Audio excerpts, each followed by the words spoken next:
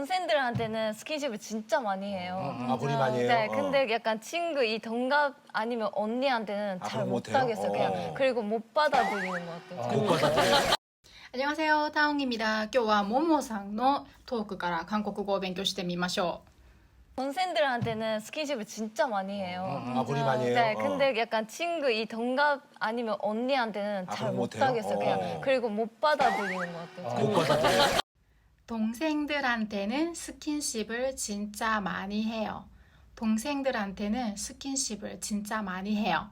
まずここまで見てみましょう。동생들한테는 스킨십을 진짜 많이 해요. 妹たち、自分よりも年下のメンバーたちですね。妹たち、にはスキンシップを、マジでたくさんしますと話しています。その次、근데 약간 친구, 동갑 아니면 언니한테는 잘 못하겠어요.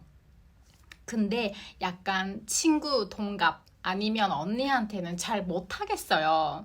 はい、ここは意味はところで若干友達ため、またはお姉さんたち、自分よりも年上のメンバーたち、お姉さんたち、お姉さんには、うまくできませんと話しています。そういうスキンシップとかがためだったり、また自分よりも年上の、メンバーにはうまくできませんというようにももさんが話しています。ここで못하겠어요のこの겠어요、これは話し手の意思を表明する言い方です。何々ができません、私が買います、いや私が行きますみたいな意思と考えてください。で、この겠어요のじゃあ例文をちょっと紹介いたしますと、例えば辛すぎて食べれません、너무 매워서 못 먹겠어요. 너무 매워서 못 먹겠어요. 今日からマジで一生懸命勉強します。 오늘부터 진짜 열심히 공부하겠어요. 오늘부터 진짜 열심히 공부하겠어요. これ以上泣きません。 더 이상 울지 않겠어요. 더 이상 울지 않겠어요. 明日から早く起きます。 내일부터 일찍 일어나겠어요. 내일부터 일찍 일어나겠어요. その約束は必ず守ります。 그 약속은 꼭 지키겠어요. 그 약속은 꼭 지키겠어요. 私が代わりに行きます。 제가 대신 가겠어요. 제가 대신 가겠어요. 絶対に諦めません。 절대로 포기하지 않겠어요. 절대로 포기하지 않겠어요. 直接確認しに行きます。 직접 확인하러 가겠어요. 직접 확인하러 가겠어요. お手伝いします。 도와드리겠어요. 도와드리겠어요. 二度とミスしません。 다시는 실수하지 않겠어요. 다시는 실수하지 않겠어요.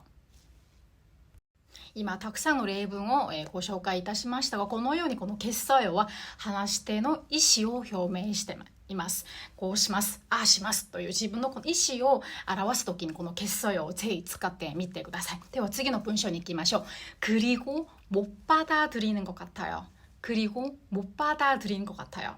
そして受け入れられないみたいですと話しました。はい、ももさんが、友達やため、自分と年が同じだったり、そして自分よりも年上のメンバーのお姉さんたちにとのそのスキンシップに関しては自分自身が受け入れられないみたいですと話しています。この何々みたいですの는것 같아요が語尾についていますが、この는것 같아요の何々みたいですは相手や誰かのこの気持ちが何々みたいですよとかの時ももちろん使えるけど、自分自身の、気持ちにももちろん使えますよね。はい、なのでももさん自身がそういう、동갑、친구、언니とのスキンシップはちょっと受け入れられない、自分自身がそういうのがちょっと受け入れられないみたいですっていうように自分の意思を、自分のこの気持ちを話しています。ではこの는것 같아요せっかく出ましたので紹介させていただきます。この는것 같아요は、まずは、動詞の現在だったら는것 같아요今みたいに使えばいいです。ももさんみたいに는것 같아요使えばいいし、もし過去形だったら過去のこと何々だったみたいですに何々したみたいですにしたかったら何々ね니은 는것 같아요をつけましょう。形容詞の場合は何々みたいですは形容詞プラス니은または는것 같아요をつけてください。